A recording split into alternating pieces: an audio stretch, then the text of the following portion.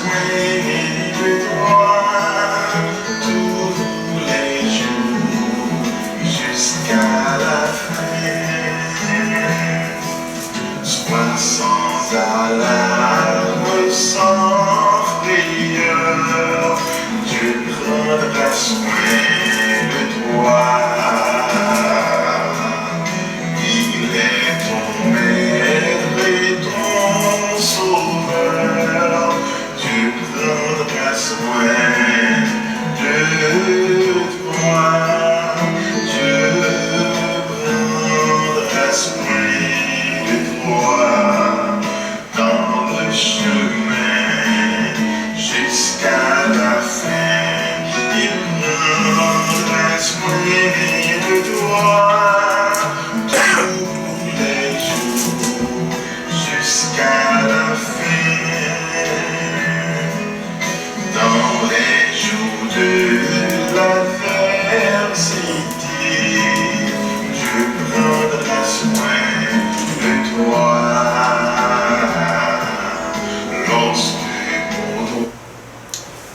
Chers amis, chers auditeurs, auditrices, une fois de plus, nous vous souhaitons bienvenue. Nous sommes très contents d'être avec vous ce soir.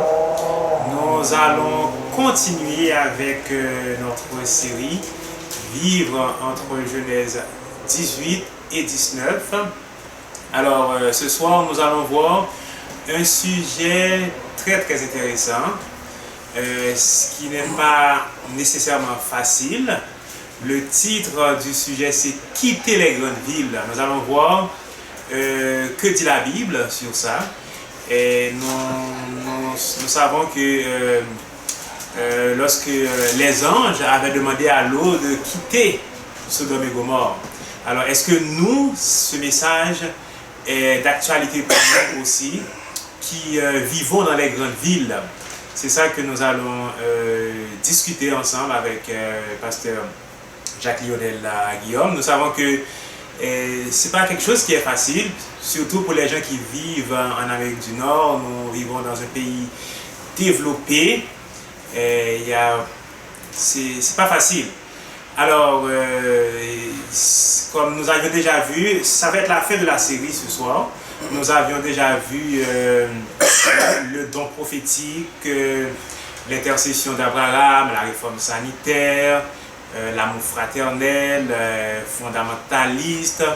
Ce soir, c'est vraiment la fin de notre série, Quitter les grandes villes. Alors, avec vous, pasteur Lionel Guillaume. Oui, bonjour mon frère Wendell, comment ça va? Ça va bien, merci. Merci pour toi. Bon, ça va bien grâce à Dieu, béni comme d'habitude. Comme d'habitude, on salue nos collaborateurs qui travaillent avec nous.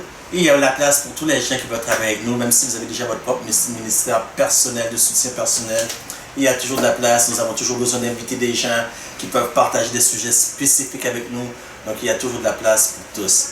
Ce soir, nous allons considérer ensemble sortir des grandes villes, Genèse, à partir de là, du verset 12, du chapitre 19, verset 12, jusqu'au verset 23, 22. Donc, c'est le texte de méditation, mais nous n'allons pas le lire comme tel, nous allons faire quelque chose de différent ce soir. Ce soir, ce ne sera pas nécessairement un message comme tel, ça va être une série de questions-réponses, questions des spectateurs, des auditeurs, recueillis par notre bien-aimé frère Wendell lui-même, qui va partager avec nous, et moi je vais donner les réponses à partir de la parole de Dieu comme telle. Je vais développer à partir de la parole de Dieu comme telle, afin que vous voyez que l'importance actuelle de sortir des grandes villes présentement. Donc, il y a plusieurs personnes qui prêchent ce message, et pourtant parmi ceux qui se prêchent ce message, ils sont encore dans les grandes villes. Sont-ils cordonniers mal chaussés, ou on appelle ça des hypocrites? Nous allons voir la réponse à ces questions. D'ailleurs, Frère Wendell a déjà beaucoup de questions pour nous. Alors, sans plus tarder, je vous invite à courber la tête. Nous allons débuter par une courte prière. Éternel, notre Dieu, notre Père, toi qui diriges toutes choses, dirige nos cœurs et dirige nos pas, Seigneur. Enseigne-nous tes voies, Seigneur. Nous demandons tout cela au nom de Jésus. Amen. Amen, amen. Bon, Frère Wendell, quelle est ta question que tu avais pour nous? Bon, le titre du sujet pour ce soir, c'est bien sortir des grandes villes. En effet, oui. Ok. Alors, j'ai beaucoup de questions dans la tête. La première question qui me vient à l'esprit, c'est pourquoi doit-on quitter les grandes villes? Pourquoi avons-nous quitté les grandes villes? Alors, je vais vous répondre. Beaucoup de gens mettent en phase qu'il faut quitter les grandes villes avant quoi? Avant la marque De la bête? de la bête. Maintenant, quitter les grandes villes, excusez-moi, quitter les grandes villes, on trouve cela dès l'Exode. Et nous savons que l'Exode, c'est l'exemple de Moïse et Pharaon, les deux antagonistes. Il y avait une question d'une marque de la bête dans l'Exode. Non. Ah, il n'y avait pas de question de marque de la bête. Au contraire, l'Éternel dit à Moïse, il dit à Pharaon de laisser sortir mon peuple afin qu'il me serve. Afin qu'il puisse me servir. Et c'est là que Pharaon a dit, mais je ne connais pas l'Éternel, je ne laisserai pas partir le peuple. Mais il n'y avait pas question d'un temps de tribulation, d'un temps de détresse, d'une marque de la bête, mais c'était plutôt laisser sortir le peuple afin qu'il me serve. Pourquoi afin qu'il me serve? Parce qu'il est impossible de servir l'Éternel dans les grandes villes. Voyons voir l'exemple de Genèse. Lorsque nous sommes dans Genèse, voyons voir l'exemple d'Abraham. Oui. Abraham, chapitre 12. L'Éternel dit, Abraham, quitte ton pays et va dans le lieu que je vais t'indiquer. Abraham sortit par la foi, il ne savait même pas où est-ce qu'il allait. Ok. Est-ce que vous voyez? Quelque chose qui est Abraham sortit, il ne savait même pas par où il allait. Et par où Dieu a amené Abraham? Dans tout le long. Dans des lieux désertiques, n'est-ce pas? Oui. Dans les lieux désertiques, que se passe-t-il? Il a fait grandir. Multiplier. Il fait grandir sa connaissance de la parole de Dieu, de sa présence, de sa relation avec Dieu. Il fait fructifier sa relation avec Dieu, de sorte qu'au chapitre 22, Dieu lui fait une demande spécifique. Abraham, offre-moi ton fils, ton seul, ton unique fils en sacrifice. Maintenant, vous voyez, si Abraham n'avait pas passé par des lieux désertiques, Abraham n'aurait pas pu discerner la voix de Dieu. Pourquoi? D'où vivait Abraham? Abraham vivait à Ur. Ur, connu comme aujourd'hui comme Irak. Oui. Sous quel autre nom est connu l'Irak aujourd'hui? Babylone. Babylone. Et Babylone, quel est l'ensemble de Babylone? Des Chaldéens. Et quelle était le caractéristique des Chaldéens et des Babyloniens? C'était une nation polythéiste. Nous savons, nous, qu'il y a un seul Dieu, mais pour eux, il y avait 36 dieux. Wow. Chaque dieu était honoré pendant 10 jours. Pour les 36 multipliés par 10, vous avez un cercle. Un cercle, soleil, Dieu soleil. Ok? Il y avait 36 dieux. Prenez 1, plus 2, plus 3, plus 4, plus 5, plus 6, plus 7, jusqu'à 36. Ça vous donne 666. Est-ce que vous me suivez bien, chers amis spectateurs? Donc, Dieu appelle Abraham, dit sortez des grandes villes. En parlant de Ur, sortez des grandes villes. Pourquoi? Parce que nous venons de voir que c'était une nation polythéiste avec plusieurs dieux. Qu'en est-il aujourd'hui pour Forendel? Sortez des grandes villes, pourquoi? N'avons-nous pas une grande constellation de Dieu? Le Dieu de l'argent, Dieu 4 crédits, Dieu de l'Internet. Dieu de l'Internet, Dieu de la sexualité. Nous ne vivons pas dans un monde de confusion. Babylone, que veut dire Babylone, Forendel? Confusion. Nous vivons avec plusieurs dieux. Comment pouvons-nous reconnaître la voix de Dieu? Comment pouvons-nous servir Dieu en toute quiétude au travers de tous ces dieux? L'Éternel nous appelle, il dit, sortez des grandes villes. Voyez-vous? Donc je vais arrêter ici pour l'instant pour ne pas converger avec les autres questions qui doivent venir parce que je ne les connais pas à l'avance. Je vous tiens à vous dire que je ne les connais pas. C'est Forendel qui a salé entre les mains. Donc je vais arrêter ici pour ne pas converger. Mais si ce n'est pas clair, nous pouvons toujours revenir à la fin. Ok. J'ai une autre question. Je pense que je vais vous poser deux questions à la fois. Ok? La première question que j'ai, c'est, bon, il y en a que ça fait longtemps qui sont partis, soit Oui. au Canada, aux États-Unis, en France. Il y en a, ça fait longtemps qu'ils vivent dans des grandes villes. Pourquoi c'est maintenant qu'on doit quitter les grandes villes?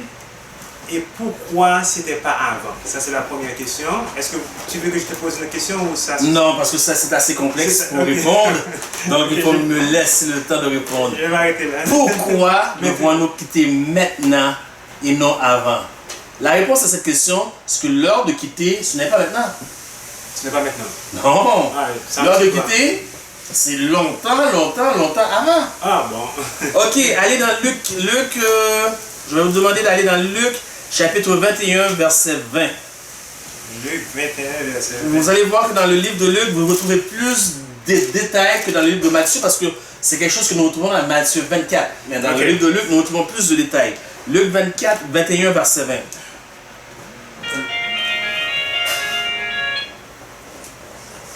Lorsque vous verrez Jérusalem investie par des armées, sachez alors que sa désolation est proche. Alors que ceux qui seront en Judée fuient dans les montagnes, que ceux qui seront au milieu de Jérusalem en sortent, et que ceux qui seront dans les champs n'entrent pas dans la ville. Donc, dans Matthieu chapitre 24, il est dit, lorsque vous verrez l'abomination qui cause la désolation établie en lieu saint, fuyez. Mais c'est tout. Ok. Luc nous donne plus de détails. Il dit, lorsque vous verrez Jérusalem investie, le mot à retenir ici, c'est le mot investi. Que veut dire investi? Ça veut dire que l'armée n'est pas devant la porte. Ok. L'armée n'est pas sur le côté, l'armée n'est pas en arrière, l'armée n'est pas sur le côté. Ça veut dire que l'armée est partout. Ok. Alors l'armée est tellement partout que vous ne pouvez ni rentrer ni sortir. Vous êtes cuit, vous êtes collé dans la ville. Parce que si l'armée était juste devant la porte, comme que Matthieu 24 nous semble nous montrer, vous pouvez sortir par la porte de l'arrière. Mais Luc, c'est pour ça qu'il donne plus de détails. Vous êtes investi. Voilà que lorsque vous verrez Jérusalem investi, C'est comme un filet. c'est comme un filet, il n'y a pas d'issue de secours, donc vous devez sortir. Et c'est lorsque vous voyez ce temps-là, Jérusalem investi, que c'est là qu'était donné le temps de sortir pour le peuple d'Israël. Que Jésus avait donné un signe avant. Lorsque vous verrez cela, fuyez. Tous ceux qui ont fui sont restés vivants. Ok. Mais voyez-vous, c'est que les gens, lorsque Celsius est venu à Jérusalem en l'an 66, ok, vous allez comprendre, en l'an 66, Celsius rentre dans Jérusalem et il investit Jérusalem, Ok. comme Luc dit. Mais pour des raisons inconnues, il décida de partir. Mais avant de partir, il laissa la bannière du drapeau romain devant la ville. Et puis, tous les Juifs ont commencé à se moquer des chrétiens qui avaient écouté l'appel de Jésus. Ils ont dit, voyez-vous, ce sont des fanatiques. Ok. Et ceci ne s'est rien passé. Voyez-vous comment ces gens-là ce sont des fondamentalistes, comme on a vu là dans le dernier message. Il ne s'est rien passé. Regardez, les Romains sont partis. 3 ans et demi plus tard, l'armée est revenue, cette fois-ci avec le général Celsius. Jérusalem, et ils ont investi Jérusalem à tel point que jamais dans la telle histoire nous avons vu de telles choses. Il y avait des rivières. Ellen White, dans la grande controverse, dit que ce sont des rivières. Ils étaient tellement encerclés qu'ils ne pouvaient ni rentrer ni sortir. Ils mouraient de faim puisque les provisions ne pouvaient pas entrer dans la ville. Les femmes allaient voir les femmes. Les femmes disaient, mon ami, aujourd'hui nous allons manger ton fils, demain nous mangerons le mien. Wow. Voyez-vous à quel point c'était grave? Les archéologues, l'histoire, tout le confirme. C'est pas juste nous les chrétiens. Tout confirme cela s'est passé exactement comme ça. Nous avons trouvé des animaux morts, presque congelés de mort, inactifs, dans leur bouche, ainsi que des humains, des lacets, des sandales même. Voyez-vous à tel point ils avaient fait? C'est une période terrible. Jésus l'avait prédit. Il dit, lorsque vous verrez Jérusalem investi de l'armée, fuyez. Tous ceux qui ont obéi, écoutez, c'est très important ce que je dis. Tous ceux qui ont obéi, la parole est sur obéir, sont restés. Il n'y en a pas un qui a péri. Maintenant, en 1888, Ok. l'histoire se répète. L'histoire se répète. Ok. En 1888, et nous savons qu'aux États-Unis, il y a des lois qu'on appelle des lois d'État. Vous avez 2 sortes de lois. vous avez trois sortes de lois. Nous allons les voir ensemble. Premièrement, il y a ce qu'on appelle la loi d'État. La loi d'État, ou bien un État, c'est une province. Ça dépend dans quel pays vous êtes, dans quel continent vous êtes. On peut appeler un État ou une province. Au Canada, nous avons des provinces. Il y a la loi d'État. Chaque État, chaque province est libre à elle-même de formuler des lois. Ok? Après ça, vous avez la loi nationale, où tout le pays, ou fédéral comme on dit ici, où tout le pays embrasse la même loi. Puis vous avez des lois qui sont mondiaux. Ok, aux États-Unis, il y avait ce qu'on appelle Blue Law. Le Blue Law, qui se traduit par la loi bleue, qui est une loi du dimanche. Ok? Le Blue Law, on retrouve cela en Virginie, mais jamais à l'échelle nationale des États-Unis au complet. Voilà qu'en 1888, un sénateur veut promulguer une loi qui doit passer. Alors, on envoie des délégués de l'Église adventiste, Alonzo T. Jones et Elliot G. Wagner, comme représentants délégués. Par la grâce de Dieu, cette loi n'a pas passé. Mais cette loi, c'est une loi nationale du dimanche. Cette loi porte le nom du sénateur qui voulait le faire passer. On appelle ça le Blair Law. Donc, pour répondre à la question, depuis 1888, l'appel est donné pour sortir. C'est pas maintenant. C'est depuis 1888. Donc, il y a longtemps qu'on aurait dû sortir. Mais vous et moi, nous n'étions pas encore nés. Ouais, c'est vrai. Donc, nous allons voir plus devant parce que je suis sûr que tu vas avoir d'autres questions, je vais attendre. Vas-y. Ok, bon, cette question, je vais la poser dans le contexte des Haïtiens. Parce que, bon, il y a beaucoup d'Haïtiens qui nous écoutent, il y a aussi d'autres nations qui nous écoutent, d'autres gens qui nous écoutent. Et dans le cercle haïtien, dans le milieu haïtien, les adventistes du 7e jour, quand ils parlent de quitter la ville, et pour eux c'est de retourner en Haïti, absolument. Est-ce que quitter les grandes villes veut dire seulement aller en Haïti? Parce que, à ma connaissance, moi je vis à Montréal, je suis au Québec, il y a beaucoup des petits coins là, en dehors, Gampil en dehors, il y a beaucoup de campagnes là à Montréal. Bon, dès qu'il fait froid, alors est-ce que, aux États-Unis, aux États-Unis, c'est pas tout le pays où est-ce qu'il fait froid. Il y a des endroits où est-ce que la température est agréable, tolérable toute l'année. Est-ce que quand on quitte les grandes villes, on peut aller quelque part aux États-Unis ou aussi ailleurs au Québec? Ok, mais là je vais répondre parce que je vois là, dans ta question, trois questions. Je vais répondre à la première question. Est-ce que quitter les grandes villes signifie aller en Haïti? Aller en Haïti. Première question. Laissez-moi vous dire, Frère Andel, que pour nous ici au Canada, nous allons aller en Haïti, ok? C'est quitter les grandes villes. Mais pour les gens qui sont haïtiens, qui vivent en Haïti même, vous allez à La Caille, Lester, Limbé, Saint-Marc, Gonaïve, Pétionville, Cap Haïtien, La Caille, c'est des grandes villes quand même. Pour nous, c'est des petites villes. C'est quitter les grandes villes. Mais pour eux qui sont là-bas, ce sont des grandes villes. Je comprends. Alors, lorsqu'on dit de quitter les grandes villes, c'est vraiment quitter les grandes villes. Alors, on doit aller dans les monts, là, les montagnes. On n'est pas loin. Oui, mais parce que j'ai quelque chose, je ne veux pas devancer. Oui et non, dans les lieux désertiques, voilà là où on doit aller. Donc, que ce soit aux États-Unis ou ici au Québec, c'est la même chose. Maintenant, le problème, et la loi donne des ordres spécifiques là où aller.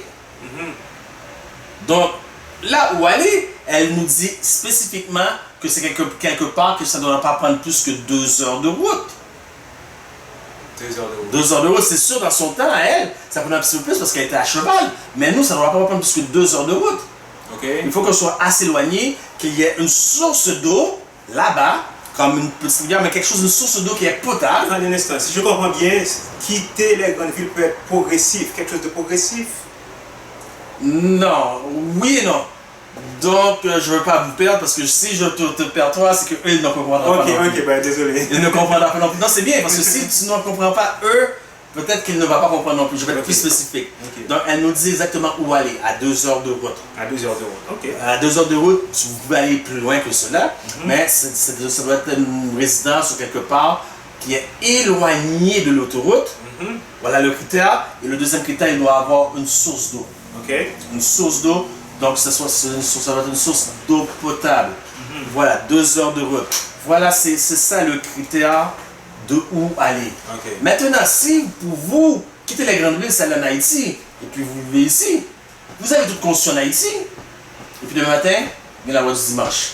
Mhm. Est-ce que vous me suivez bien où est-ce que je veux en venir? Ok. Demain matin, il y a la loi du dimanche, vous pouvez ni acheter, ni vendre. Vous imaginez, c'est sûr que la loi du dimanche, ça va prendre un petit délai. Peut-être une semaine avant que tout le Québec soit, tout le monde soit peut-être une carte ou un chip, peu importe. On ne va pas l'avoir la même journée que c'est sorti.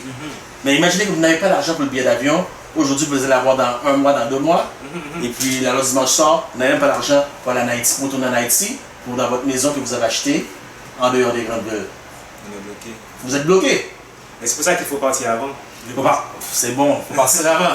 Parfait. Ok. Ok, l'autre question pour Wendell? Quelle autre question? Bon, alors, quand nous lisons dans... Ok. Ok, alors,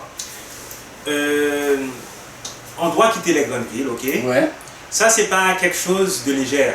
Non. C'est vraiment huge. C'est Oui. vraiment quelque chose de... Oui. Je ris parce que je pense à quelqu'un quand Ok. il dit huge. Ok. Ok, alors, c'est pas une décision qu'on doit prendre à la légère. Oui. Alors, est-ce qu'on doit prier Dieu pour lui demander où est-ce qu'on doit y aller et comment s'y préparer? Ok. La première réponse à la question, si on va prier Dieu, Dieu vient dans toutes choses. Ok. Dieu vient dans toutes choses. Aucune décision ne devrait être faite sans Dieu. Donne à l'Éternel ton sort et recommande à l'Éternel On sort? ton sort et la planifiera pour les choses pour toi. Donc tout doit être fait avec l'Éternel premièrement. Maintenant, il faut connaître aussi la volonté de l'Éternel. Certaines personnes disent si Dieu le veut, mais c'est parce que vous ne connaissez pas la volonté de l'Éternel. Souvent on prie pour un exemple que je vous donne, on prie pour une personne malade. Puis à la fin, pour cacher notre manque de foi, car pour aller à l'Éternel, il faut que celui qui vient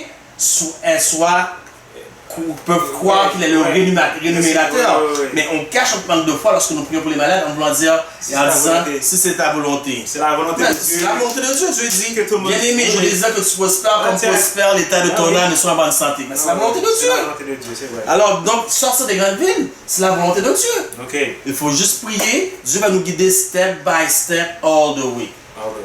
Mais ce qu'il ne faut pas faire, ça prend une préparation. Oui. Et ici dans Country Living, Ellen White nous dit, take heed that there shall be no rash movement. No rush moment. No rash. Ok. No rash movement made in eating the counsel in moving from Battle Creek. Ok. Do nothing without seeking wisdom of God, who had promised to give liberty to all who ask, and who upbraided not. En d'autres mots, elle donne un exemple ici. Elle dit, ne faites rien rash. Rash comme mouvement impulsif. Ok. Faut pas précipiter les Il ne faut choses. pas précipiter. Mais dans le temps que nous vivons aujourd'hui, c'est différent.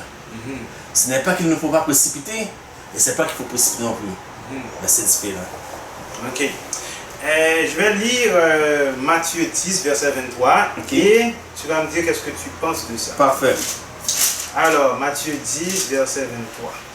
Ça dit, quand on vous persécutera dans une ville, fuyez dans une autre. Je vous le dis en vérité, vous n'aurez pas achevé de parcourir les villes d'Israël que le Fils de l'homme sera venu. Alors, 3 choses que j'aimerais souligner dans ce verset. Ok, la première chose que j'aimerais souligner, c'est le verbe persécuter. La deuxième chose, c'est ville. Puis troisième chose, quand le Fils de l'homme sera venu. Alors, Matthieu 10, verset 23 nous dit que, d'après ce verset, la fuite est dans un contexte de persécution. C'est quand on nous persécute, on doit fuir les grandes villes. D'après seulement ce verset-là. Okay? Et aussi, on voit que cette fuite-là a rapport avec les événements des derniers jours, la seconde venue de Jésus. Alors, c'est vraiment dans le contexte de la fin des temps. Alors, la question que j'ai, je pense que tu me comprends déjà. Hein? Oui. Oui. Est-ce qu'on doit s'attendre à ce qu'on soit persécuté? Est-ce qu'on doit attendre la persécution avant de fuir, d'après ce que nous dit Matthieu 10, verset 23? Ok, donc il est noir d'être clair là-dessus pour Andel. Donc il ne faut pas chercher la persécution avant son temps. Ce ne serait pas sage. Maintenant, pour le texte que tu viens de lire, il faut comprendre une situation, c'est que Dieu se sert de la persécution pour faire avancer son œuvre. Donc Dieu prend le piège de l'ennemi et il se sert de ça pour faire avancer son œuvre. Donc nous voyons dans le livre des Actes des Apôtres, il y a eu une grande persécution. Qu'est-ce qui a amené cette persécution-là? C'est que les leaders, les dirigeants avaient crucifié, fait mourir Jésus. Maintenant, Jésus n'était plus. Ils pensaient que tout reviendrait à la normale. Et qu'est-ce qu'ils voient? C'est maintenant qu'ils voient que ça prend, que Jérusalem est en feu. Pourquoi? Parce qu'ils disent aux disciples de Jésus, vous avez pas infecté, vous avez rempli toute Jérusalem de votre doctrine. Et pourtant, vous avons donné un ordre bien clair de ne plus prêcher. Une persécution terrible fut allumée contre les disciples, de sorte qu'ils ont dû prendre la fuite. S'ils n'auraient pas pris la fuite, Thomas, il est parti où? Vous connaissez tout Thomas. D'ailleurs, c'est Thomas qui a dit, si je ne vois pas les marques, je ne vais pas croire. Thomas, lorsqu'il y a eu cette persécution, il est parti où? Il est parti aux aides. Mais si Thomas n'était pas parti aux aides, les aides n'auraient pas connu le message de l'évangile. Est-ce que vous voyez, Dieu se sert de la persécution pour nous disperser. Et pour répandre l'évangile. Et avec ça, on va répandre l'évangile. Voyez-vous, c'est le meilleur exemple. Il n'y a pas juste Thomas, il y a plusieurs disciples qui se sont dispersés à gauche, à droite. À cause de la persécution. Donc, on pensait par la persécution, l'ennemi pensait par la persécution qu'il allait fermer l'œuvre. Mais les gens sont partis dans d'autres places. L'évangile a été prêché. Oui, c'est tout. Ok. Alors, j'ai une autre question. Oui. Bon, on va prendre l'exemple de Montréal parce que nous vivons à Montréal. Parfait. Si tous les adventistes du 7e jour quittent Montréal, qui va rester pour prêcher l'évangile? Si tout le monde retourne en Haïti, qui va rester pour prêcher? C'est une très bonne question. Mais je vais te demander de passer à la prochaine question parce que j'ai bien peur que... Parce que j'ai plusieurs questions moi aussi parce que je me mets dans la peau de nos auditeurs. Et j'ai peur que si toutes les questions ne sont pas posées, moi je pose une question et j'ai déjà la réponse, que ça empiète sur ton papier. Mais je reviendrai plus tard. Bon, quelle question que je pourrais te poser pour le bénéfice des auditeurs aussi. Bon, est-ce qu'il y aura des moyens pour trouver des excuses? Mettons, on va dire que, bon, je vais prendre un exemple un peu bon, je ne sais pas si c'est banal, mais un peu banal. On va dire que quelqu'un qui est malade et qui dépend de la ville pour rester en vie. Quand je dis dépend de la ville, je veux dire qu'il dépend de la technologie. Parce qu'on sait qu'il y a certaines maladies chroniques, vraiment il faut être suivi de près. Alors quelqu'un qui est souffrant, qui est vraiment malade, qui dépend de la technologie, est-ce que cette personne-là peut prendre comme excuse de rester dans la ville? Vous parlez bien sûr de l'adventiste 6e jour, n'est-ce pas? De l'adventiste 6e jour. Vous parlez de quelle sorte d'adventiste 6e jour? Nominal, fidèle, fondamentaliste? Tout est dans la question. De quelle sorte d'adventiste 6e jour parlez-vous? Bon, de tous les adventistes 6e jour. Bon. Nominal, mainline? Ils vont rester dans la ville, ils vont payer. On va dire nous qui prêchons la vérité présente. C'est impossible que nous soyons rendus à ce point-là. Nous ne pouvons pas être malades comme ça. Nous ne pouvons pas être malades à ce point-là et nous avons la nature tout ce qu'il faut pour nous guérir des maladies. Je vais développer là-dessus. C'est vrai, si nous suivons les conseils de la réforme sanitaire, c'est impossible qu'on soit malade autant. Exactement. Maintenant, je vais continuer là-dessus, je vais développer là-dessus parce que c'est une très bonne question. Nous dépendons des villes. Voyez-vous, il y a un jeu qu'on appelle le jeu d'échecs. Jeu d'échecs. Ok? Je ne sais pas si vous avez déjà joué à ça, vous personnellement, au jeu d'échecs. Juste pas Ou fort. vous connaissez, Un peu, juste pas fort. vous connaissez le jeu d'échecs. Ok. Nous disons juste pour l'exemple, et parce que je ne veux pas choquer, parce que je sais qu'il y a d'autres prédicateurs de l'IRBT présents qui nous écoutent, et bon, ils risquent d'être vraiment choqués s'ils entendent cet exemple-là. Ok. Mais pour la cause, nous allons dire qu'il y a une partie d'échec entre Christ et Satan. Ok? Oui. Donc vous pouvez vous bâcher si vous voulez, j'ai pas de problème avec ça. Les auditeurs qui écoutent, qui ont soif de vérité, ils vont comprendre le pourquoi, parce que je m'adresse à un public spécifique. Donc si vous ne comprenez pas, donc je suis désolé. Et disons qu'il y a une partie d'échec entre Christ et Satan. Ok. Ok? La partie d'échec.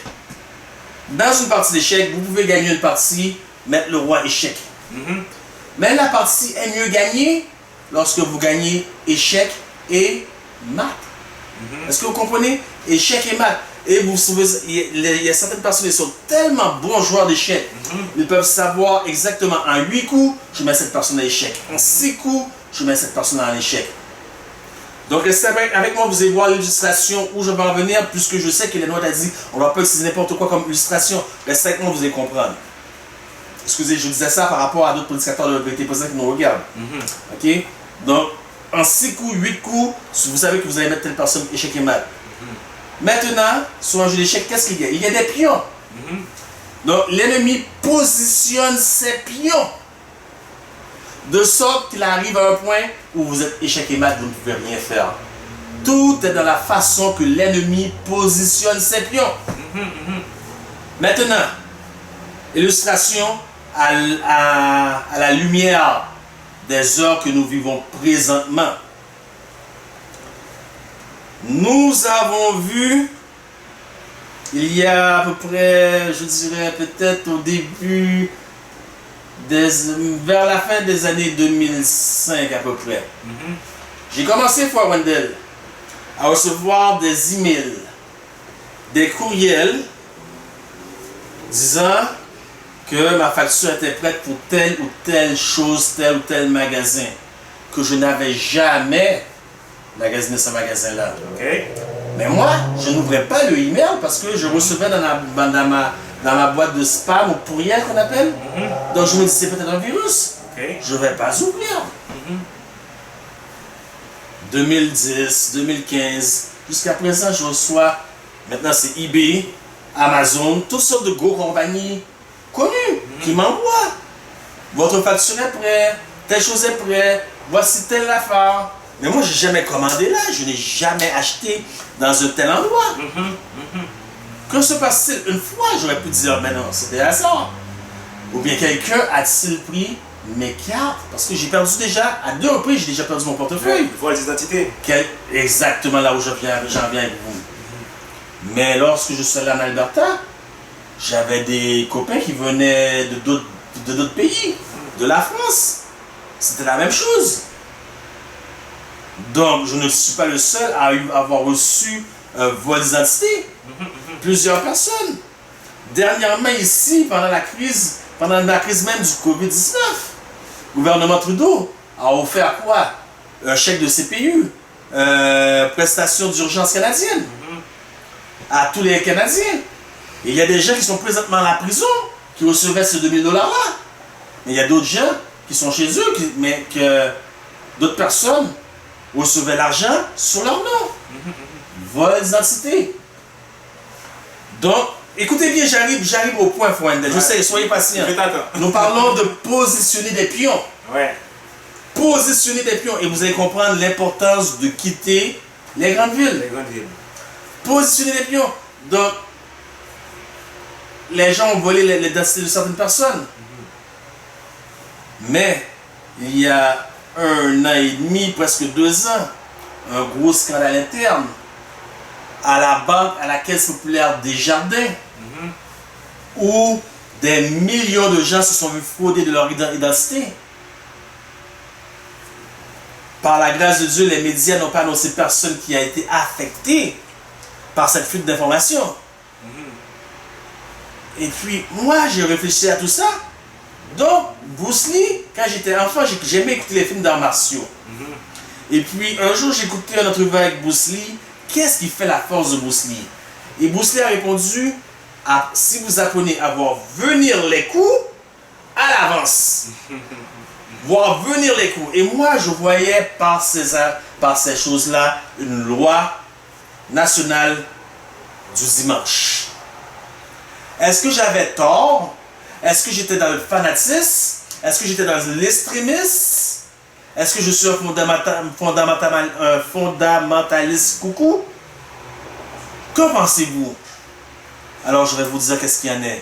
Il y a 5 semaines à peu près de cela, dans le Journal de Montréal, le plus gros investissement informatique jamais fait pour mettre une microchip à tous les Québécois vivant au Québec pour que le projet se termine en 2023. Wow. Donc, est-ce que j'avais vu juste? Ouais. Est-ce que j'avais vu juste? Ok, deuxième chose. Le COVID-19. Nous savons tous que c'est une maladie inventée. Inventé. Mais qu'est-ce qu'il y a dans le COVID-19? Vous voyez, l'ennemi positionne ses pions de sorte que vous arrivez dans un point où vous êtes complètement échec et mat. COVID-19. Qu'est-ce qu'il y a derrière ça? Maladie purement inventée en laboratoire. Et puis on voit toutes sortes de choses qui se disent sur le COVID-19. Mais le taux de létalité, on appelle ça fatalité en français, lethal in English, fatalité est de 0,2.9. Pourquoi tout ça si magnifique? On essaie de faire peur à la multitude et vous suivez tous les yeux fermés. Ce que disent les médias, ils vous endorment. Tout ça pour amener une loi nationale du dimanche. Ok? Maintenant, le masque. Le masque. Il y a maintenant presque 2 mois que je suis guéri. J'ai été terriblement malade pour Wendell. Wow. Ouais, je pense que tu m'avais dit. Ouais. Terriblement malade. J'ai pris la peine d'apporter pour montrer aux spectateurs à quel point on vous a dupé sur le masque. Aujourd'hui, maintenant, on vous demande, on vous dit que le masque sera bientôt obligatoire partout, Québec comme États-Unis, Canada. Le masque sera obligatoire. Qu'est-ce qu'on veut faire par là? Vous ne voyez pas les coups venir. On veut diminuer votre système immunitaire afin de vous attaquer, car ils veulent dépeupler la planète. Ouais. Regardez, moi je travaillais dans une compagnie, avant j'aimerais vous dire que j'ai travaillé en alimentation, dans le domaine pharmaceutique et dans la boulangerie. Et voilà le champ de masque que nous portons dans ces 3 domaines-là. Puis, est venu le COVID-19. On nous a donné un autre masque à porter. Je le mets pour vous.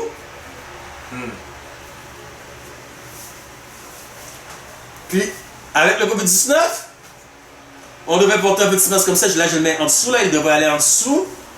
Le petit masque comme ça. Donc, j'ai donc 3 masques ici. Je vais en baisser immédiatement. J'ai donc 3 masques. Voilà. Quel est le danger? Même si j'avais juste un seul masque, quel est le danger de porter ce masque-là? Vous respirez votre première inhalation d'air. Vous la respirez très bien et vous rejetez du gaz carbonique.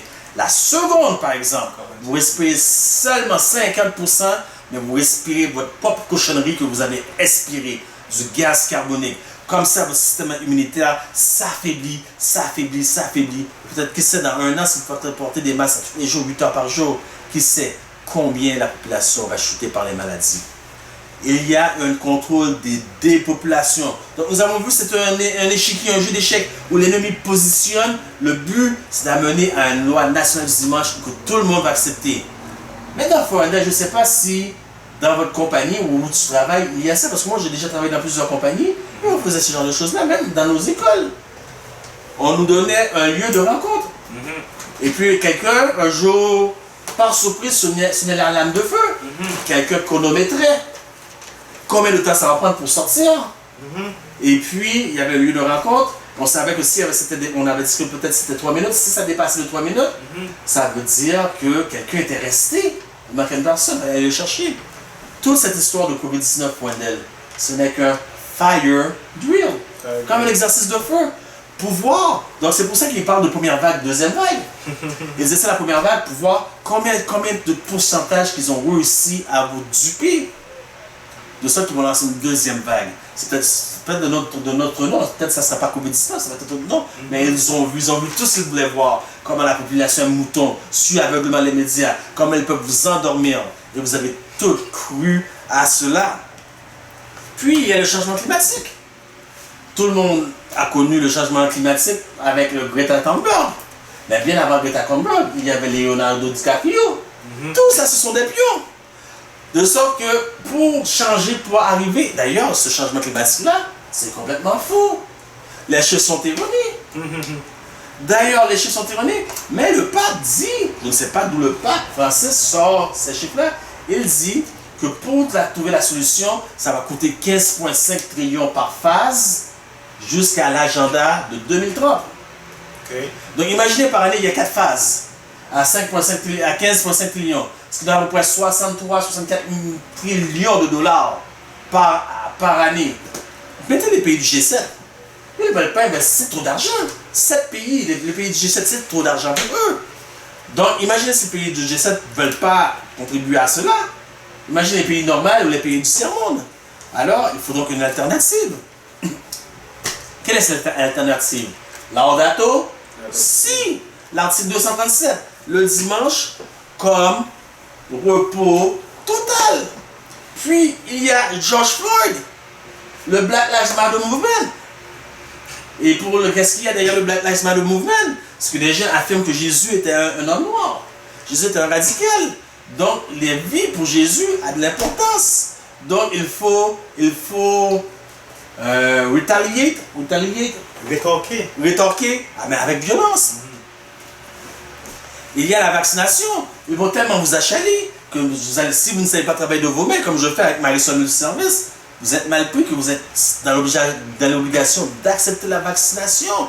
Ce sont toutes des pieux qu'ils positionnent pour vous mettre échec et mat. Il y a subvention gouvernementale. Nous avons parlé des Chinois tout à l'heure. Nous avons parlé de fondamentalistes. Les Chinois, eux autres mêmes, ils ne sont pas enregistrés dans leurs églises de maison. Alors, le gouvernement de Chine, qu'est-ce qu'ils font? Ils ont commencé à donner des subventions aux gens pour dénoncer. Et vous allez voir, en tant qu'adventiste, on parle de vrai adventiste, un bon adventiste, qu'un jour, qui sait? Frère va dire, c'est là que Frère Wendell l'habite. Hein?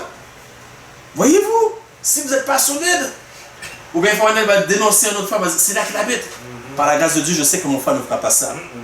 La mort avant le déshonneur. Mais voyez-vous, attendez-vous à cela, que les gens vous donnent dénoncer. Donc il y a des subventions gouvernementales pour dénoncer son prochain. Et on voit des subventions gouvernementales pour dénoncer ceux qui ne portent pas de masque. Ça commence tout petit. Mais c'est un jeu qu'ils font avec vous. Ils testent le terrain. C'est comme un exercice de feu dans les compagnies pour voir jusqu'où ils peuvent aller. Il y a le HARP Project Bluebeam. HARP, qu'est-ce que c'est le HARP? C'est la nature, contrôle de la nature. On parle de réchauffement climatique, mais eux, ils contrôlent la nature. Ils peuvent faire des tsunamis, des tremblements de terre, avec les armes puissantes qu'ils ont, qui contrôlent la météo. Ils peuvent faire que dans un tel lieu, il n'y a pas de pluie. Donc sécheresse, pas d'alimentation. Et le Project Bluebeam, qu'est-ce que c'est le Project Bluebeam? Si ce n'est pas un projet de hologramme, de ceux qui vont faire paraître Jésus sur les nuées du ciel. Si c'est au Canada, Jésus va, tous les Canadiens vont le voir. Si c'est un pays arabe, il va venir sur une femme arabe. Un pays africain, il va venir sur une femme africaine. Un pays asiatique, il va venir sur une femme asiatique. Simultané. Ils peuvent contrôler. C'est un jeu d'échecs. Et c'est le plus important pour l'heure actuelle, c'est les vaccins. Et Bill Gates, ce que vous ignorez, c'est que Bill Gates, oui, il a investi plusieurs milliards de dollars dans les compagnies pharmaceutiques, mais il a aussi investi là-haut dans l'espace. Pas beaucoup de gens sont au courant. Qu'est-ce qu'il a investi dans l'espace? Plein de satellites. Donc, par rapport au vaccin que d'une façon ou d'une autre que vous allez recevoir, même si vous dites je ne suis jamais vacciné, moi, mon enfant ne sera jamais vacciné, moi, je préfère mourir. Non! Non! Vous allez arriver dans un point, ils veulent mettre échec et mat où vous n'avez pas le choix de l'accepter. De l'accepter parce que la marque de la bête n'est pas quelque chose d'enforcé. C'est une décision que vous prenez consciemment. C'est pour ça qu'ils disent sur le front, donc la force de décision, ou sur la main. La force d'agir, vous avez besoin de manger, vous allez arriver dans une choix, dans une situation où vous avez le dos collé au mur, échec et mat. Et vous allez dire, ok, je prends la marque. Mais ceux que, comme le frère Wendell et moi, et nos frères fondamentalistes qui nous écoutent, qui disent coûte que coûte la mort avant le déshonneur, écoutez, Bill Gates, il a des satellites en haut. Donc le corps, il voit tous ces satellites projettent des rayons qui comme des infrarouges, comme des détecteurs de mouvement aussi. Il voit le monde entier, mais il voit ici, il y a une lumière spéciale. Donc il n'est pas répertorié dans le système. Alors vous allez vous cacher dans ici, ils vont vous trouver. C'est comme un GPS.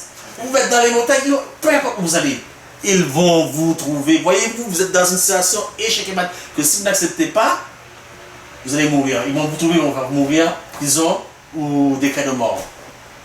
Donc, ils ont tous mis les pions, coûte que coûte. Voilà pourquoi il faut quitter maintenant, frère Wendell. C'est la raison qu'il faut quitter maintenant parce que tout a été orchestré, planifié pour que nous partons.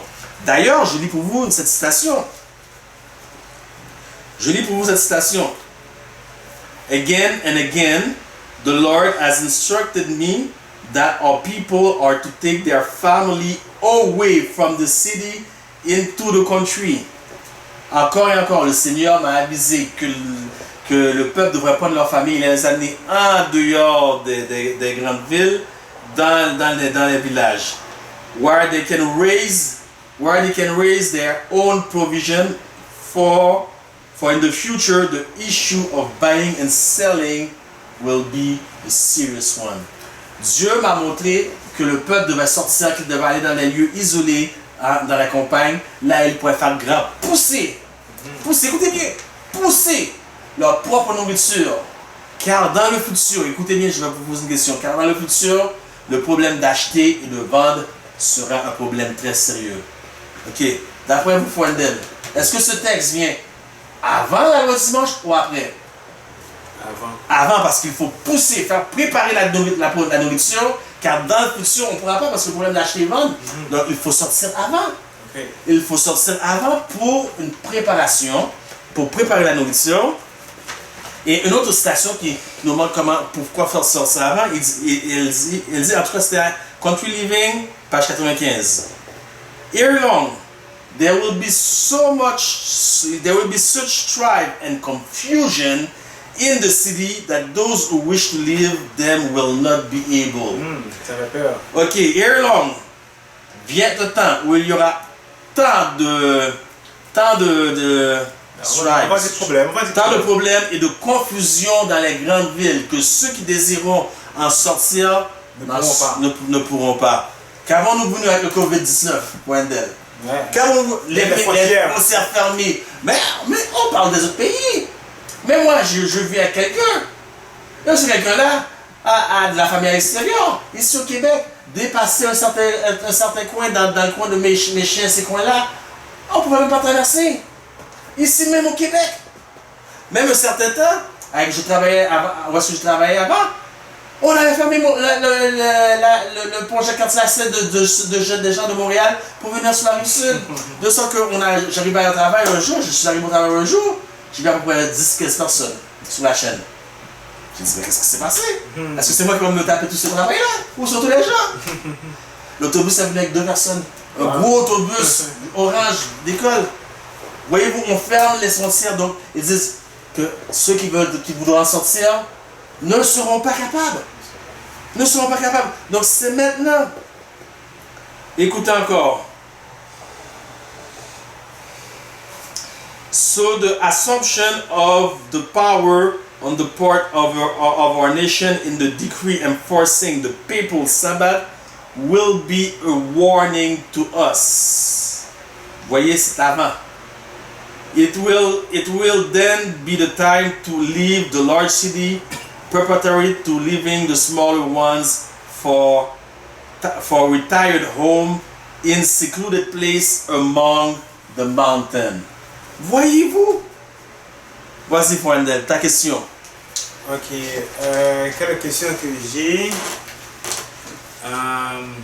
Alors, nous voyons que il y a des gens qui prêchent la vérité présente. Oui. Ils prêchent de quitter les grandes villes, mais il y en a qui sont toujours là. Ok. De notre côté aussi, on voit qu'il y a des gens qui avaient quitté les grandes villes.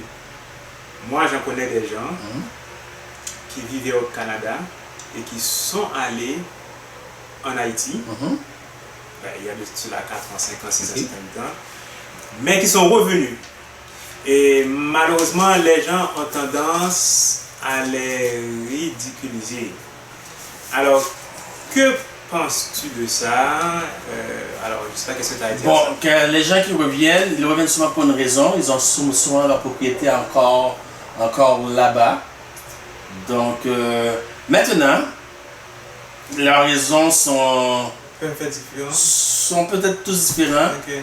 À moins que c'est vraiment quelqu'un qui a mis la main à la pâte et regarde en arrière. Okay. Parce qu'il n'y a pas d'internet, pas de télévision, pas ci, pas ça. Et il regarde en arrière. Et qu'arrive-t-il dans le contexte? Parce que nous sommes toujours dans le contexte de Jésus en Genèse 18-19. Qu'est-ce qui est arrivé à la femme de Lot? Elle a regardé en arrière et elle est devenue statue. Ça sur le sel. Maintenant, il y a des gens qui prêchent comme nous, comme moi par exemple, sortir des grandes villes, mais qui demeurent toujours dans la ville. Tu es encore là. Je suis encore là. Suis-je un hypocrite ou un corps comme qu'on appelle? Écoutez, laissez-moi vous dire quelque chose.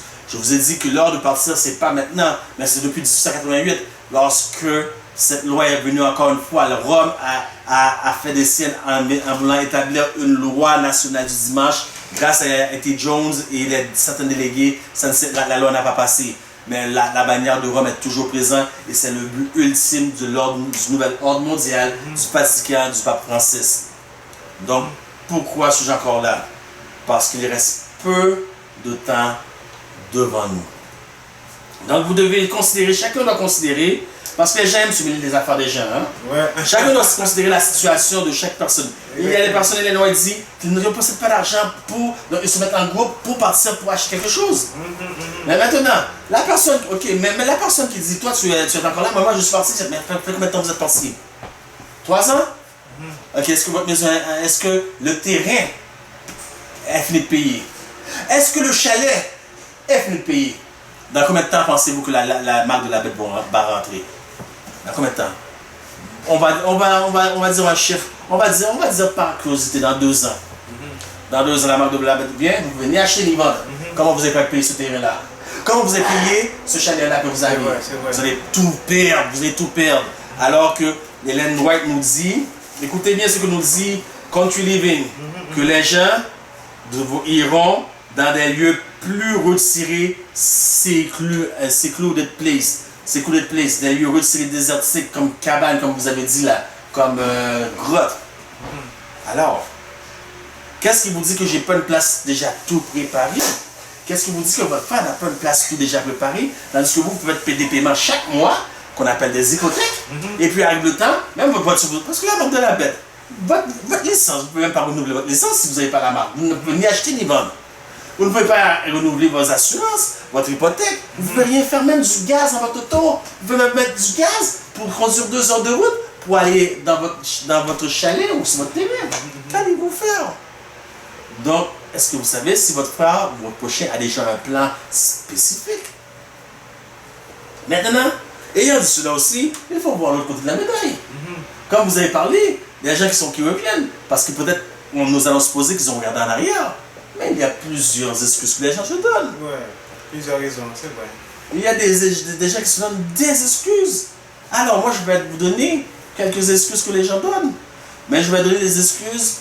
Peut-être vous habitez en France, peut-être vous êtes en Afrique. Mais je vais donner uniquement pour le Canada, puisque c'est un endroit que je connais bien, un pays que je connais bien. L'hiver, Randel. Imaginez que vous n'avez pas de maison, que vous êtes comme moi, vous avez tout un équipement, mais sauf que il y a l'hiver au Québec. Randel, peux-tu dire pour le bien, quelle est la température de l'hiver que nous avons en hiver aussi au Québec? Il peut faire très froid. Terrible, hein? Terriblement froid. Terrible, hein? L'hiver, il fait chaud et il fait froid. Dans quel état j'étais quand je suis arrivé aujourd'hui cet après-midi, Randel, à cause de la chaleur? Comment tu dis ça? Dans quel état j'étais aujourd'hui quand je suis arrivé? Ben, il faisait chaud. J'étais vraiment accablé par la chaleur. L'hiver, il fait froid. L'été, il fait extrêmement chaud. Mais moi, je ne peux pas aller dans la campagne. C'est trop chaud l'été. c'est trop froid l'hiver. Voyez-vous les excuses que les gens se donnent? Qu'a fait Dieu lorsqu'il sortait le peuple d'Israël d'Égypte? N'a-t-il pas permis que le peuple d'Israël soit guidé par Jésus? Et comment était Jésus de jour? Une colonne de nuée. De nuée. Et comment était-il de nuit? Une colonne de feu. Voyez-vous? L'Éternel prendra soin de vous. Où est votre foi? C'est pour ça que la foi d'Abraham est très importante, parce que la foi en Jésus à la foi de Jésus. Okay. Donc il n'y a pas d'excuse. L'Éternel prendra soin de vous. Qu'est-ce que je vais manger? Qu'est-ce que je vais manger? Dans la campagne, dans les montagnes, il y a plein d'animaux sauvages. Couleuvre. Qui dit couleuvre? Dit vipère. Couleuvre c'est bon, mais vipère. Vipère c'est venimeux. Coyote. Loup. Ours. Mais où est votre foi? Genèse 1. L'Éternel créa l'homme et la femme à son image. Il leur donna quoi? Dominion. Autorité sur tout. Surtout sur les animaux. Mais où est votre foi? L'Éternel donna autorité sur tout. Mais qu'est-ce que je vais manger? Ça, c'est les excuses que les gens se donnent. Qu'est-ce que je vais manger vu que j'ai pas eu le temps de partir avant pour aller préparer, comme Hélène nous dit? Qu'est-ce que je vais manger? Okay. Qui a nourri lui? Qui a nourri lui? N'était-ce pas un charognard? Écoutez, il y a des animaux purs et impurs. Si un petit chien était venu avec un morceau de pain dans sa bouche, quelqu'un l'aurait vu, il l'aurait suivi. Parce qu'il aurait dit c'est un chien, un pet house. Il aurait suivi, ils auraient trouvé Élie peut-être. Parce qu'on cherchait à faire mourir Élie dans ce temps-là par le décret de Jézabel. Mais c'est un charognard. Les gens n'ont pas porté attention parce que les charognards ils mangent leurs propres petits. Ouais. Alors, le corbeau est venu, il a nourri Élie. Qu'est-ce qu'un instant si vous voyez un ours venir avec des choses de laitue dans la main? On ne sait pas d'où ça. Un morceau de pain, un ours ou un coyote. Ou un serpent qui se promène, qui vient à vos pieds, il dépose un morceau de nourriture. La personne qui voit le serpent se zipper à terre comme ça, il ne va pas s'occuper, il ne va pas faire de cas. Puisque c'est un charognard. Ils ont nourri Élie. Si l'Éternel a agi ainsi pour les siens, ne fera-t-il pas la même chose pour toi qui écoute, qui obéit à sa parole? Donc les gens se donnent plusieurs excuses pour ne pas sortir des grandes villes alors que le moment est donné pour sortir des grandes villes. Et sortir des grandes villes, non, c'est pas Haïti.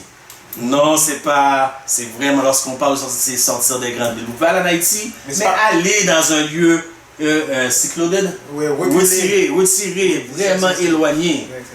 J'ai une question. Oui. La question que j'ai... Alors, pas une question.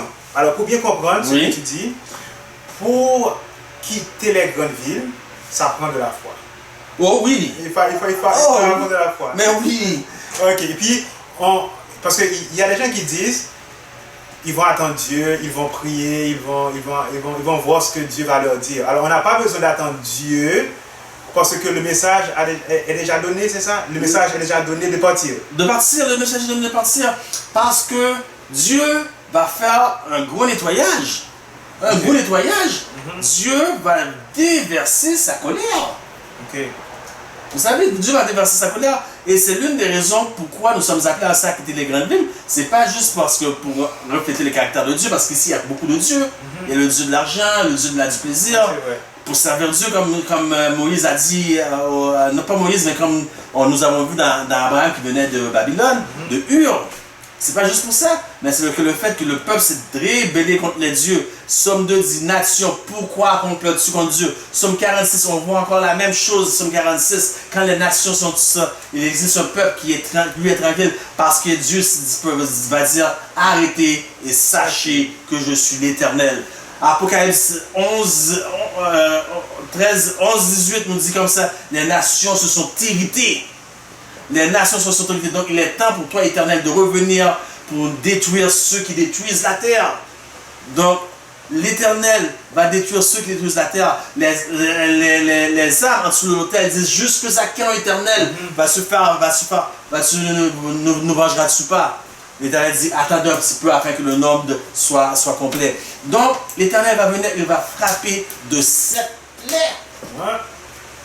Cette plaie. Remarquez que si vous êtes là, vous allez la prendre la plaie. Vous allez tomber dans les plaies. Voilà pourquoi, lorsque les 10 plaies d'Égypte, l'Éternel a fait, les trois premières plaies sont tombées partout, globalement sur l'Égypte. Mais lorsque l'Éternel a vu, il a dit non, il faut que je fasse une démarcation entre le peuple de Goshen, là où habitaient les Israélites, et les Égyptiens. Donc il y a ces 7 dernières plaies. Ouais, dans les villes, là, il y a trop de soucis. Soucis de payer les factures, le travail, beaucoup de distractions, la télévision, les réseaux sociaux. Oui. Comme tu as dit, tous ces dieux-là, ça peut nuire à notre santé spirituelle. Exactement. Ça, c'est sûr. Exactement. Les divertissements. Ouais. Et puis nous voyons que c'est la corruption. La corruption. C'est la corruption. Dieu n'a pas voulu qu'on vive dans un monde de corruption. Vous allez, vous regardez la télévision, il y a une annonce d'automobile. Qu'est-ce qu'on voit? Une femme amossée là-dessus. Mais qu'est-ce que la femme vient faire là-dedans? Est-ce que c'est parce que j'achète ce sort d'auto-là, je vais avoir cette femme-là? Moi, je ne veux pas un cadeau déjà déballé. Que tout le monde a vu qu'est-ce qu'il y a dedans. Moi, je veux un cadeau emballé. Ouais. Donnez-moi une femme vêtue. J'aurais peut-être plus intéressé à la la voiture. Si vous la femme bien en modèle avec. Mais si vous montrez quelque chose presque dévêtu. On attend dans les centres d'achat, Super C, Maxi, pour acheter de la nourriture. Il n'y a que des tabloïds, des livres, des revues. Et qu'est-ce que sont les nouvelles? Les nouvelles dégueulasses. Ou des revues où est-ce que les femmes sont à moitié vêtues. Voilà le monde qu'on vit dans le monde de corruption où l'homosexualité est flagrante. Non seulement elle est flagrante, ils ont des doigts. Ils ont des doigts. Essayez de faire quoi que ce soit contre eux maintenant. Vous avez raison. Car on vous dit, même si vous êtes fondamentaliste, on vous dit c'est du hate speech. Discours de haine. Ouais, c'est le message de 3 ans. Ouais. Discours de haine. Ouais. Voilà. Il n'y a plus rien pour nous que la corruption dans les grandes villes. J'ai 3 autres questions. Vas-y. Ok, à te poser. Et la première, bon, tu peux répondre rapidement. Oui, parce que nous marquons le temps. Ouais, c'est vrai, c'est vrai. Vas-y. Il y en a qui disent qu'on doit fuir, il ne faut pas prendre des provisions avec nous. Il y en a qui disent il faut en prendre. Qu'est-ce que tu penses? Et la loi est claire. Il ne faut pas prendre de provisions. Okay. Car si vous prenez des provisions, ça va mouiller. Ça va malogro, comme on dit en espagnol. Ok. Je ne trouve pas le mot, mais j'espère que vous me comprenez, chers auditeurs. Donc, ce qu'il faut, si vous devez amener quelques trucs avec vous, amenez des trucs. Des nourritures non périssables. Des nourritures non périssables, mais amenez des trucs pour cultiver sur place. Allez dans les magasins à base naturelle, bio, achetez vos poches de terre, vos graines, cultivez sur place votre nourriture. Et non, parce que de toute façon, même si vous apportez, faites une commande de 1000 $ chez Super C, la nourriture il n'y a pas de frigidaire. La nourriture va perdre va devenir mauvais. Vous comprenez? Ok. Bon, j'ai des autres questions. Tu peux répondre rapidement? Je vais répondre rapidement, oui. Tu veux qu'on réponde ça dans une autre vidéo? Non, je vais répondre rapidement. Ok, alors le message... Oh, ok. J'avais dit que j'avais 3 questions, mais ok. Je vais les poser rapidement. Est-ce que c'est un message, le message de quitter les grandes villes, est-ce que c'est un message que l'église adventiste devait en train de prêcher maintenant? Bien sûr. Bien sûr. Bien sûr. Et malheureusement, ce sont les ministères de soutien personnel comme nous, Mark Berry, Jeremiah Davis, Andrew Enriquez, ces gens-là qui prêchent ce message-là. Okay. Très peu d'églises adventistes prêchent. D'ailleurs, moi, je n'ai jamais entendu prêcher ce message, ni sur le retour de Jésus non plus. Nous portons le nom adventiste, les adventistes ne prêchent même pas sur le retour de Jésus. C'est rare qu'on entend ce message. C'est rare. Moi, quand j'étais à l'université, j'ai fait 1 an straight dans la même église, j'ai jamais entendu un seul sermon sur le retour de Jésus. Ok. La question que j'ai... Mais le message de quitter les villes, là, les grandes villes, est-ce que tu ne penses pas que c'est un message qui peut créer de la division? Parce que dans une famille, il y en a qui vont vouloir partir. Bon, le mari peut décider de partir, puis la femme, elle dit non. Dans ce cas-là, qu'est-ce qu'on doit faire? Bon, tu n'es pas obligé de répondre maintenant si tu veux pas. Non, mais c'est sûr, je vais te répondre. Le message qui crée la division, le message de Christ va créer la division. Okay. Le père contre le fils, le fils contre le père, la mère contre la fille contre la mère. Le message de Christ, c'est clair, c'est dit dans Matthieu, c'est dit dans les évangiles, que c'est un message de division. Christ n'est pas venu porter la paix, mais l'épée. L'épée qui tranche, qui fait divise. Okay. Donc, lorsque les disciples cherchaient Jésus, ils disaient ta mère et ton frère, ta mère et tes frères te cherchent. Jésus a dit qui sont ma mère, qui sont mes frères? D'ailleurs, Jésus, lorsque nous allons avoir notre série de questions pour nos amis catholiques, Jésus n'a jamais appelé Marie mère. Hein? Il a toujours appelé femme. Jésus a dit, qui est ma mère? Qui sont mes frères? N'est-ce pas ceux qui écoutent et font la volonté de Dieu? Ça, c'est une chose. Donc, après ça, il dit, quiconque a plus d'amour pour sa mère, pour son père, on va dire pour son fils, on peut ajouter son époux ou son épouse, n'est pas digne de moi. Okay. Donc, c'est l'évangile que je vous cite là. Il n'y a rien qui me de mes propres paroles. C'est l'évangile. Tapez sur Google, qu'est-ce que je viens de vous dire? Vous me donnez la référence, le verset. Il n'y a rien qui vient de moi. Donc, oui, mais simplement que non, ça ne devrait pas se faire. Ça ne devrait pas de division. Et si vous divisez contre votre mère est-elle attentiste? Peut-être que non. Mais vous devez faire votre chemin parce qu'elle a pris sa décision. Ok? Maintenant, le problème, c'est votre femme ou votre mari. Donc, j'aimerais répondre à cette question-là, mais il faudrait que je développe plus. Donc, j'espère que vous aurez la chance de voir certaines de mes publications, de mes vidéos sur enrichissement matrimonial.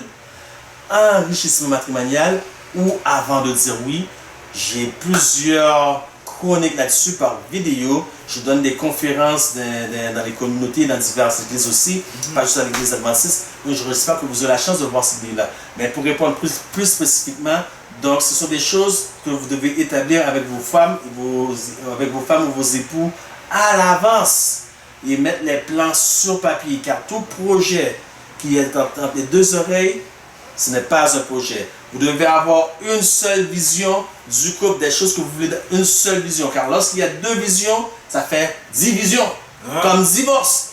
Donc, lorsque la division de l'homme va dans cette direction, la vision de la femme va dans l'autre direction, désolé, la femme, quelqu'un doit se soumettre. Quelqu'un doit se soumettre à la vision de l'autre. Et selon la parole de Dieu, ne sais-tu pas que le chef de Christ, c'est Dieu? Le chef de l'homme, c'est Christ. Le chef de la femme, c'est l'homme. C'est l'homme. Donc la femme a été créée pour la gloire de l'homme et non le contraire. Ce qui ne veut pas dire qu'elle est inférieure. Car l'homme doit aimer sa femme comme sa propre chair. Et jamais personne n'a aimé sa propre chair, mais elle l'entoure et en prend soin. Donc, lorsqu'il y a deux visions, il y a forcément division. Division, lorsqu'il y a division, et trop souvent, division se termine par divorce. Les deux commencent par dire. Donc, c'est un très grand danger. Donc, vous devez expliquer à votre femme, d'ailleurs, ou à votre mari, d'ailleurs, le pourquoi, le comment. Et le temps, parce que j'essaie d'aller vite, mais il y a une importance lorsque vous choisissez le conjoint idéal. Donc, on oublie de regarder les gaps. Les gaps, donc, ce sont ceux qui divisent. Donc, un qui est richement calé spirituellement, l'autre qui est très pauvre spirituellement. Un qui a 10 000 $ de dette, l'autre qui est dans 50 000. Donc, les gaps, souvent, donc, on oublie de regarder ça. Donc, souvent, on prend des personnes avec qui on est sur un joug inégal. Donc, c'est normal que la personne ne peut pas partager votre même point de vision à la fin. Mais je reviendrai là-dessus parce qu'il y a tellement détaillé que je ne veux pas répondre rapidement. Ok. Est-ce que tu me permets d'ajouter juste une petite chose? Comme on voit dans la Bible aussi, les femmes ont toujours tendance à suivre leur mari. Hein? Oui. Abraham a suivi Sarah a suivi Abraham, oui. Et puis les autres femmes ils ont suivi Isaac, Oui. Jacob, etc. Même Marie a suivi Joseph Oui. aussi. Alors comme tu as dit, il faut qu'il y ait... Mais n'oublie pas, c'est une société patriarcale. Aujourd'hui, les choses sont inversées. Bon. Les choses sont inversées, donc le temps nous manque. Peut-être vous parlez plus. Depuis la libération de la femme, Marie Kent qui a fait la mini-jupe, depuis ce temps-là, le mouvement du LGBT, l'inclusion, comme qu'on a vu dans le don prophétique, parce qu'on va être gender inclusive, où la femme prend son essor. Donc, il y a plusieurs choses, mais le temps nous manque malheureusement. Mais envoyez vos questions, comme à l'accoutumée, les réponses vous seront données, les coordonnées seront écrites au bas de l'écran. Ne soyez pas gênés, nous sommes avec vous. Si vous voulez supporter notre œuvre aussi par vos dons, dons de vous-même, premièrement, dons de vos talents, dons local, ou quoi que ce soit, par quelconque moyen, ou peut-être des dons financiers, n'hésitez pas, ce sera avec un plaisir pour faire progresser notre œuvre. C'était votre serviteur Jacques-Léon Guillaume, notre frère Wendell, pour les ministères M3A, Santé, Spiritualité. toi. Lorsque pour toi tout est danger, Dieu prendra soin de toi. Dieu prendra soin de toi dans le chemin jusqu'à la fin. Il prendra soin de toi tous les jours jusqu'à la fin. Si tu Je te laisse le soin de bénir nos auditeurs avant de partir par une prière. Ok. Éternel, notre Dieu, notre Père, nous te disons merci pour ce message que tu nous as envoyé par le biais de ton serviteur pasteur Guillaume. Un message d'actualité. Nous ne pouvons pas obéir à ce message de par nous-mêmes, mais par la foi en Jésus-Christ, nous pouvons te suivre. Nous pouvons mettre ce message en pratique. Aide-nous à ne pas trop être attachés avec les choses matérielles, les maisons, les voitures, mais aide-nous plutôt, comme dit la Bible, à regarder en haut, à regarder les choses spirituelles, parce que les choses spirituelles ne passeront point, et les choses matérielles, eh bien, vont passer. Aide-nous à ne pas être comme l'eau qui a regardé en arrière et qui est devenue une statue de sel. Seigneur Jésus. Merci parce que tu as été avec nous pendant cette série de prédications. Bénis nos auditeurs, nos auditrices et permets qu'ils soient édifiés par ce message. Nous te prions non pas parce que nous ayons des mérites, mais c'est au nom de Jésus que nous te faisons cette prière. Amen.